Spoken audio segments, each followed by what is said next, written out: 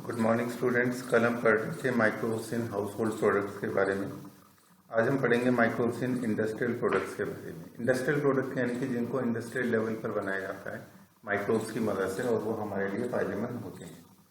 जैसे कि इन्होंने सबसे पहले एग्जाम्पल दिया है बेवरेज और एंटीबायोटिक्स का। तो दो क्लासेस सबसे इम्पोर्टेंट है, एक तो है बेवरेजेस और एक है एंटीबायोटिक्स। इन दोनों चीज़ों को इंडस्ट्रियल लेवल पर बनाया जाता है और माइक्रो ऑर्गेनिजम्स की मदद से बनाया जाता है, इसीलिए इन चीज़ों का यहाँ पर डिस्कशन है।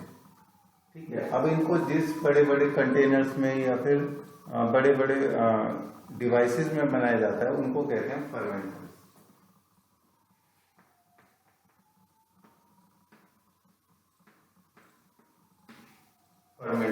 फर्मेंटर्स ऐसे डिवाइसेस हैं जिसमें कि माइक्रो ऑर्गेनिजम्स को एक मीडियम में ऐड किया जाता है। मीडियम यानी कि एक, जैसे कि कल हमने एग्जांपल लिया कि बहुत सारा दूध है, उसमें हमने थोड़ी सी दही मिलाई इनोक्यूलम के रूप में यानी स्टार्टर के रूप में, और उन बैक्टीरियाज ने जो इनोक्यूलम में थे उन्होंने मल्टीप्लाई करके पूरे को दही में कन्वर्ट कर दिया। कुछ कुछ ऐसे ही फर्मेंटर में होता है। फर्मेंटर में पूरा मीडियम यानी कि बैक्टीरिया का फूड प्रेजेंट होता है माइक्रो ऑर्गेनिज्म का, और उसमें हम कुछ माइक्रो ऑर्गेनिज्म इनोक्यूलम के रूप में ऐड करते हैं, उन्हें अप्रोप्रिएट कंडीशंस देते हैं, वो बैक्टीरिया या माइक्रो ऑर्गेनिजम्स मल्टीप्लाई करते हैं और जो बेनिफिशियल प्रोडक्ट है उसको वो बनाते हैं। बाद में हम उस बेनिफिशियल प्रोडक्ट को वहाँ से शुद्ध करके प्राप्त करते हैं। ठीक है, इस तरह से फर्मेंटर्स काम करते हैं। फर्मेंटर को फर्मेंटर इसीलिए कहते हैं क्योंकि उसमें फर्मेंटेशन का प्रोसेस होता है और एनारोबिक रेस्पिरेशन के द्वारा ये प्रोडक्ट्स बनते हैं, है ना। हर चीज़ की जो कंडीशंस हैं जैसे कि टेम्परेचर, pH, है ना, मॉइस्चर, ऑक्सीजन कंसंट्रेशन, इन सब की मॉनिटरिंग वहाँ की जाती है कि फर्मेंटर के अंदर ये सब चीज़ें अप्रोप्रिएट अमाउंट में होनी चाहिए ताकि बैक्टीरिया आराम से मल्टीप्लाई कर पाए। अब नेक्स्ट पेज पर देखो, सबसे पहले आता है फर्मेंटेड बेवरेजेस के बारे में, यानी कि ऐसे बेवरेजेस जिनको फर्मेंट करके बनाए गए हैं। बेवरेज किसको कहते हैं? जिसको पिया जाए, यानी कि हिंदी में क्या कहते हैं इसको? पेय पदार्थ। और ऐसे पेय पदार्थ जिसको कि क्या किया जाए? फर्मेंटेशन से बनाया जाए, उनको फर्मेंटेड बेवरेजेस कहते हैं। फर्मेंटेड बेवरेजेस के एग्जांपल्स देखो क्या हैं? वाइन, बियर, विस्की, ब्रांडी और रम, ये इसके एग्जांपल्स हैं। वाइन, बियर, विस्की, ब्रांडी, रम, विस्की, ब्रांडी, रम।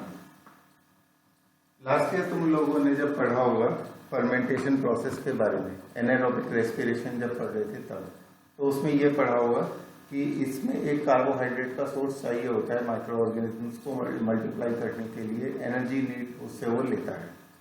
और इन केस में जैसे कि वाइन का अगर हम एग्जांपल लें तो वाइन के केस में जो फ्रूट जूस लिया जाता है वो होता है ग्रेप का, यानी कि अंगूर का रस लिया जाता है।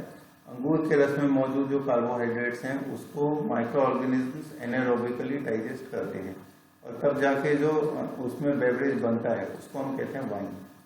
वाइन तुमने देखा होगा कि दो कलर की होती हैं, एक तो होती है रेड वाइन और एक होती है व्हाइट वाइन। वो डिपेंड करता है कि ग्रेप्स कौन से वाले हैं। ठीक है, उसी तरह से ये जो अलग अलग एग्जांपल्स दिए हैं जैसे कि बियर, विस्की, ब्रांडी या रम, ये अलग अलग कार्बोहाइड्रेट सोर्सेज से बनाए गए हैं। जैसे कि आलू को अगर यूज किया जाए कार्बोहाइड्रेट सोर्स के रूप में तो उससे अलग टाइप की बेवरेज बनेगी, यानी पोटैटो को, है ना, और उसको क्या कहते हैं? वोडका।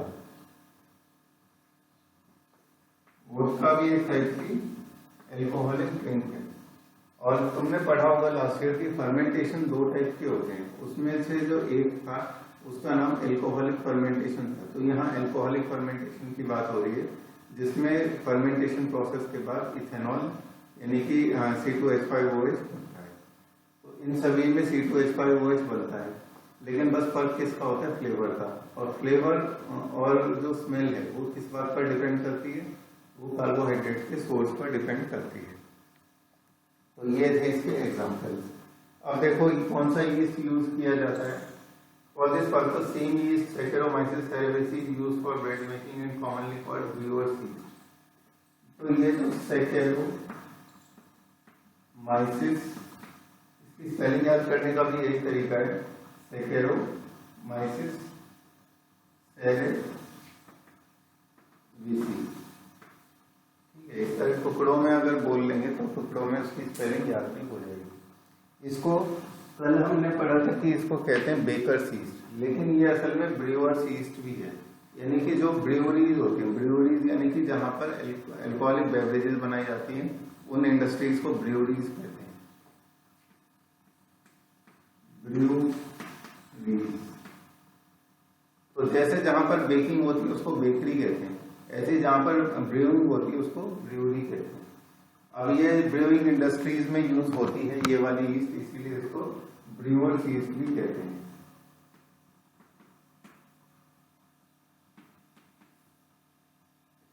ठीक है, अब हम बढ़ते हैं आगे। अब देखो इन्होंने क्या क्या एग्जांपल दिया है। Brewers yeast is used to ferment malted cereals and fruit juices to produce ethanol. यही बात मैंने अभी भी डिस्कस की कि तरह तरह के फ्रूट जूसेस और मॉल्टेड सीरियल्स को यूज किया जाता है। मॉल्टेड सीरियल्स का मतलब क्या होता है? मॉल्टेड सीरियल्स का मतलब है कि ऐसे सीरियल्स, मॉल्टेड सीरियल्स का मतलब है जैसे कि बार्ले है यानी कि ज्वार, इसको कुछ समय तक पानी में भिगोकर रख दें तो उसका जो ऊपर का कवर है ज्वार का वो टूट जाता है ना, कोमल होकर वो टूट जाएगा। इस प्रोसेस को क्या कहते हैं? इसे माल्टिंग कहते हैं। तो ये होता है माल्टेड सीरियल्स का मतलब। इसके बाद बात आती है fruit juice to produce ethanol. Do you recollect the metabolic reactions which results in production of ethanol by yeast. तो ये था एल्कोहलिक फर्मेंटेशन या एनारोबिक रेस्पिरेशन, जिसको कि हमने लास्ट ईयर पढ़ा था कि पहले कार्बोहाइड्रेट यानी कि ग्लूकोज से क्या बनेगा, उससे पिरुविक एसिड बनेगा और पिरुविक एसिड से बनेगा मिथेनॉल। तो ये दो स्टेप इसमें इन्वॉल्व होते हैं। Depending on the type of raw material used for fermentation and the type of processing with or without distillation। ठीक है, एक बार जब माइक्रो ऑर्गेनिज्म ने बहुत बड़ी मात्रा में इथेनॉल बना दिया, उसके बाद हम उससे फिल्टर यानी कि डिस्टिलेशन करके भी पी सकते हैं और बिना डिस्टिलेशन करे भी हम उपयोग में ला सकते हैं। जो डिस्टिल किए हुए होते हैं ड्रिंक वो ज़्यादा कॉस्टली होते हैं, उनकी ज़्यादा डिमांड होती है क्योंकि वो दिखने में ट्रांसपेरेंट होते हैं। देखो एग्जाम्पल क्या दिया है, विस्की, ब्रांडी और रम डिस्टिलेशन से बनते हैं, और जबकि वाइन और बियर कैसे बनते हैं? वो बनते हैं बिना डिस्टिलेशन के, इसीलिए वाइन और बियर सस्ते भी होते हैं। तो डिस्टिलेशन का प्रोसेस इन्वॉल्व होने के कारण विस्की, ब्रांडी और रम महंगे होते हैं और इनमें कंसेंट्रेशन जो होता है अल्कोहल का वो भी ज़्यादा होता है, इसी वजह से इनमें नशा भी ज़्यादा होता है। वाइन और बियर में परसेंटेज जो है अल्कोहल का वो भी कम होता है। अब आती है बात कि distillation of fermented broth. Fermented broth का मतलब क्या होता है? ऐसा ब्रोथ जिसमें फर्मेंटेशन किया गया हो, और ब्रोथ का मतलब होता है लिक्विड मीडियम, जिसको कि हमने फर्मेंटेशन में अभी रखा था, उसी में तो अल्कोहल बना है, तो उस लिक्विड मीडियम को हम कहते हैं ब्रोथ। अब देखो फर्मेंटर्स का फिगर दिया है 10.4 और 10.5। यहाँ पर हमें क्या दिखा है कि कितने बड़े बड़े कंटेनर्स हैं जिसमें कि एक एक चीज़ का पैरामीटर का मॉनिटरिंग की जाती है ताकि बैक्टीरिया को ऑप्टिमम कंडीशंस मिल सके मल्टीप्लाई करने के लिए, और फिर वहीं से उसका सेपरेशन एंड प्यूरिफिकेशन जो फाइनल प्रोडक्ट है, जैसे इस केस में फाइनल प्रोडक्ट क्या है? अल्कोहल, उसका किया जाता है। अब आता है नेक्स्ट एंटीबायोटिक्स।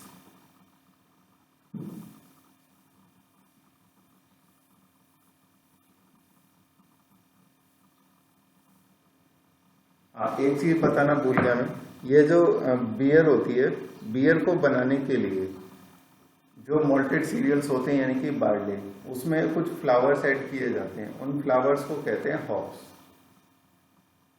फ्लावर का नाम है हॉप्स, HOPS, हॉप्स। और ये फ्लावर कौन सी फैमिली के हैं? ये तो इसका कॉमन नेम है, इसका साइंटिफिक नेम है ह्यूमुलस लुकुलस, HUMULUS और LUPULUS।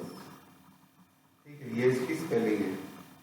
और इस फ्लावर का जो फीमेल फ्लावर होता है, इस प्लांट का जो फीमेल फ्लावर होता है उसको यूज किया जाता है बियर बनाने के लिए। ठीक है, ये तो थी छोटी सी एक्स्ट्रा जानकारी। अब आते हैं एंटीबायोटिक्स पर। एंटीबायोटिक्स एक बार रिवीजन कर लेते हैं कि एंटीबायोटिक्स क्या होते हैं। एंटीबायोटिक्स ऐसे प्रोडक्ट्स हैं जो कि एक ऑर्गेनिज्म बनाता है दूसरे की ग्रोथ को स्टॉप करने के लिए। तो उस प्रोसेस का नाम क्या होता है? एंटीबायोसिस। एंटीबायोसिस, जिसमें एक ऑर्गेनिज्म का सीक्रेट किया हुआ प्रोडक्ट दूसरे की ग्रोथ के लिए या दूसरे की लाइफ के लिए हार्मफुल हो, उस प्रोसेस को कहते हैं एंटीबायोसिस। और जो सब्सटेंस रिलीज होते हैं उनको कहते हैं एंटीबायोटिक्स।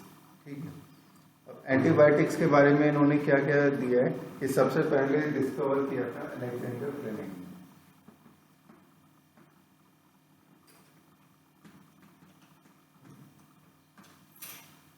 सेकेंड वर्ल्ड वॉर में, और उस समय इसको वंडर ड्रग का नाम दिया गया क्योंकि इससे पहले क्या होता था कि जो बैक्टीरियल डिजीज थे उससे और जो लोग थे वो काफ़ी ज़्यादा अपंग हो जाते थे या मर जाते थे। लेकिन इसके बाद कई सारी बीमारियों को पूरी तरह से क्योर करने की एबिलिटी आ गई। जैसे सबसे पहला एग्जांपल दिया है पेनिसिलिन का। पेनिसिलिन नाम का जो एंटीबायोटिक है ये ऑब्टेन किससे हुआ था? Penicillium notatum. ये एक फंगस है और इस फंगस को ग्रो कर रहे थे अलेक्जेंडर फ्लेमिंग अपनी लैब में, और उन्होंने ये देखा कि इससे कुछ ऐसा सब्सटेंस रिलीज होता है जो दूसरे बैक्टीरिया की ग्रोथ को रोक देता है। ठीक है, तो उसे उन्होंने नाम दिया एंटीबायोटिक्स। इसके बाद अब देखो इसका जो फुल रोल था वो किसने दिया? Ernest chain and Harvard फ्लोरे। दो साइंटिस्ट थे, चेन एंड फ्लोरे। इन्होंने क्या दिया? इन्होंने इस पेनिसिलिन नाम के सब्सटेंस का जो एंटीबायोटिक यूज है कि ये क्या काम कर सकता है वो इन्होंने दिया था। इसके बाद इनको 1945 में तीनों लोगों को नोबेल प्राइज दिया गया इस डिस्कवरी के लिए। चलो अब हम बढ़ते हैं आगे। पेनिसिलिन की डिस्कवरी के बाद और बहुत सारे एंटीबायोटिक्स खोजे गए, और वो एंटीबायोटिक्स कैसे थे? वो बैक्टीरियल डिजीज को प्रिवेंट करने में सक्षम थे। अलग अलग तरह के बैक्टीरियल डिजीज, जैसे कि एग्जांपल दिए हैं इन्होंने प्लेग, वुपिंग कफ, डिप्थीरिया, लेप्रोसी, इनके हिंदी नाम भी दिए हैं, गलघोटू, कुष्ठ रोग, काली खांसी। ठीक है, अब ये बीमारियां पहले बहुत सारे लोगों की मौत के लिए जिम्मेदार होती थी, लेकिन जैसे जैसे समय बढ़ा हमने क्या देखा कि इनसे मरने वाले लोगों की संख्या खत्म होती गई क्योंकि अब एंटीबायोटिक्स मार्केट में आ गए थे।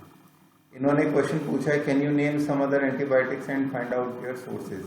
तो एंटीबायोटिक्स तो मार्केट में बहुत सारे हैं, जैसे कि एक एमॉक्सिसिलिन, सेफिक्सिन,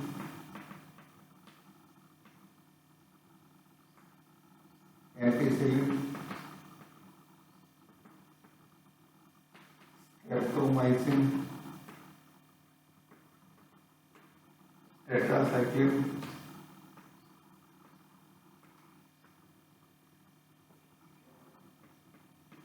एनामाइसिन।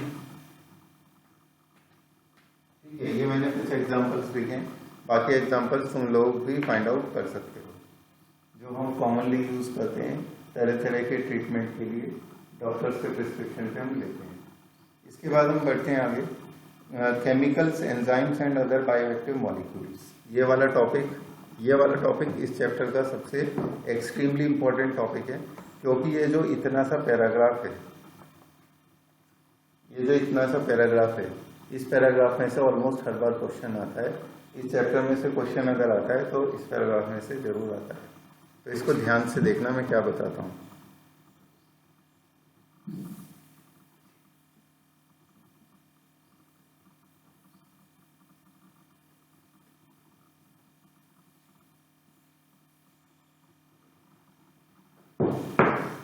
अब देखो माइक्रोब्स को इन चीज़ों के अलावा ऑर्गेनिक एसिड्स, एल्कोहल्स और एंजाइम्स बनाने के लिए भी यूज किया जाता है। तो सबसे पहले जो वर्ड इन्होंने यूज किया है वो है ऑर्गेनिक एसिड्स। ऑर्गेनिक एसिड्स का मतलब क्या है? जैसे कि सिट्रिक एसिड, जैसे कि एसिटिक एसिड। इन एसिड्स को हम किससे प्राप्त करते हैं? माइक्रो ऑर्गेनिज्म की एक्सेसिव एक्टिविटी की वजह से। कैसे? वैज्ञानिकों ने ये देखा कि कौन से माइक्रो ऑर्गेनिज्म ऐसे हैं जो कि इन एसिड्स को ज़्यादा अमाउंट में बनाते हैं। फिर उन्होंने क्या किया, उन्हीं को सिलेक्ट करके फर्मेंटर्स में मल्टीप्लाई करवाया और फिर उससे वो प्राप्त कर लिया। ये तरीका है। जैसे कि एस्परजिलस नाइगर नाम के बैक्टीरिया से और फंगस से सिट्रिक एसिड मिलता है। एस्परजिलस नाइगर, ये जो एग्जाम्पल्स हैं और नाम है कि किससे क्या मिलता है, ये याद रखना। इससे क्या मिलता है? एस्परजिलस नाइगर से सिट्रिक एसिड। इसके बाद नेक्स्ट है एसिटोबैक्टर एसिटाई से एसिटिक एसिड। एसिटोबैक्टर एसिटाई से एसिटिक एसिड। इसके बाद नेक्स्ट है क्लोस्ट्रीडियम ब्यूटाइलिकम। क्लोस्ट्रीडियम ब्यूटाइलिकम, इससे क्या मिलता है? इससे मिलता है ब्यूटाइलिक एसिड।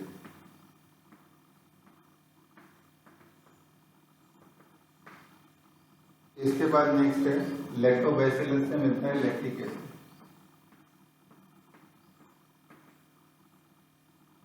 लैक्टोबैसिलस से मिलता है लैक्टिक एसिड। ठीक है, ये चार तो हो गए ऑर्गेनिक एसिड्स। ऑर्गेनिक एसिड्स के बाद अगर हम आगे मूव करें तो इथेनॉल का इन्होंने एग्जांपल दिया है, जैसे कि ईस्ट, सैकेरोमाइसिस। इससे हमें क्या मिलता है? इथेनॉल नाम का एल्कोहल। इसके अलावा अलग अलग एंजाइम्स भी मिलते हैं। जैसे कि एंजाइम्स में क्या दिया है? Lipase are used in detergent formulation. Lipase नाम का एंजाइम किस काम आता है? ये डिटर्जेंट में डलता है, क्योंकि तरह तरह के जो फैट्स होते हैं जो हमारे खानों पे दाग लगा देते हैं, सॉरी कपड़ों पे दाग लगा देते हैं। कपड़े अक्सर किस वजह से गंदे होते हैं कि उन पे खाना गिर जाता है या फिर दूसरी ऐसी कोई चीज गिर जाती है जिसमें फैट होता है।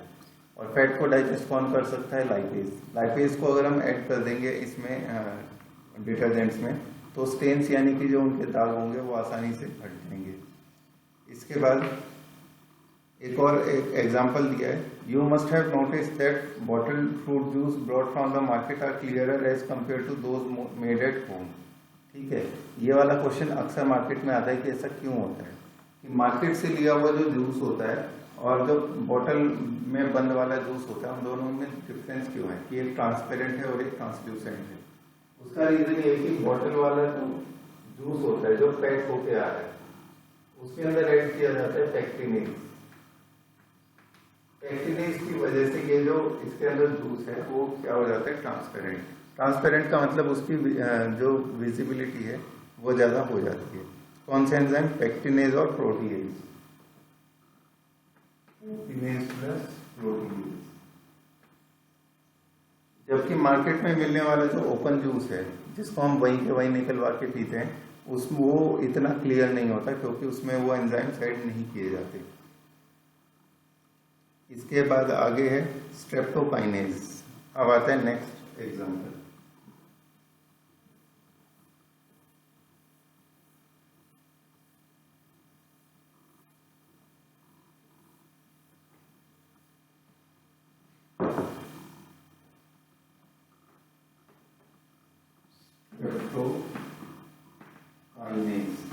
स्ट्रेप्टोकाइनेज किससे मिलता है?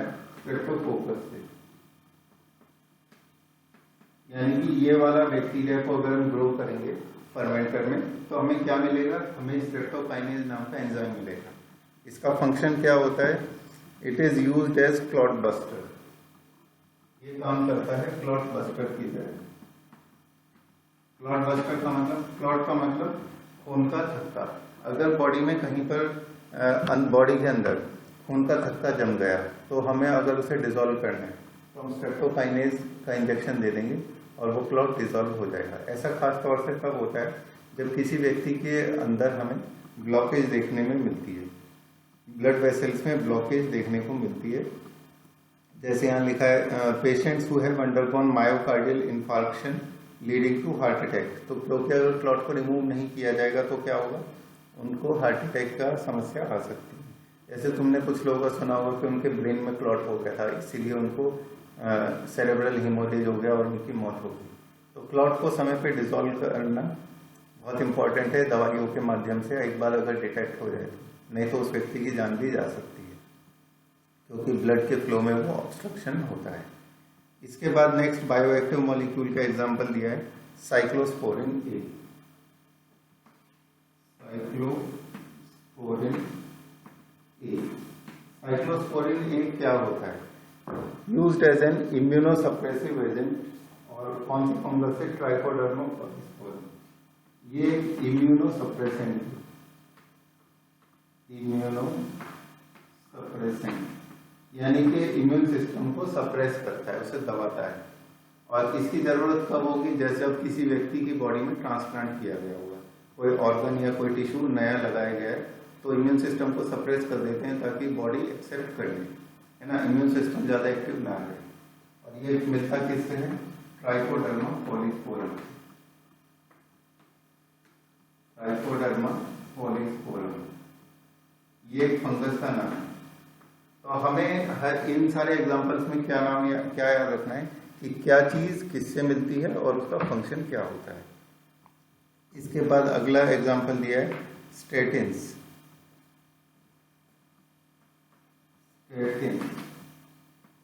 स्टेटिन्स क्या होते हैं? ये ब्लड कोलेस्ट्रॉल को लोअर करते हैं। Statins produced by the yeast Monascus purpureus has been commercially used as blood cholesterol lowering agents. Fungus का नाम है मोनेस्कस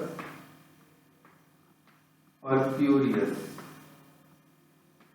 ठीक है। और करता क्या है? ये कोलेस्ट्रॉल लेवल को लोअर करता है, यानी कि उसको नीचे लेके आता है। ये इसका फंक्शन है। अच्छा, कैसे करता है? Competitively inhibiting the enzyme responsible for synthesis of cholesterol. जैसे सपोज करो कि एंजाइम है और इस एंजाइम की ये एक्टिव साइट है, ठीक है। अब इस एक्टिव साइट पर स्टेटिन आकर बाइंड कर जाता है, तो इस एंजाइम का फंक्शन ब्लॉक हो जाता है। अब पहले ये कोलेस्ट्रॉल प्रोड्यूस कर पा रहा था, स्टेटिन के जुड़ने की वजह से ये कोलेस्ट्रॉल प्रोड्यूस नहीं कर पाता। इसे क्या कहते हैं? इसे कॉम्पिटिटिव इनहिबिशन कहते हैं। तो ये जो इंपॉर्टेंट चीजें हैं, इनके इन एग्जांपल्स के नाम याद रखने, खासतौर से ये जो 3 एग्जांपल्स हैं साइक्लोस्पोरिन, स्टेटिन और तीसरा कौन सा था? स्ट्रेप्टोकाइनेज। इनके नाम जरूर याद रखने, सोर्स ऑर्गेनिज्म और उसकी फंक्शन के हिसाब से। कल हम पढ़ेंगे माइक्रोसिन सीवेज ट्रीटमेंट के बारे में।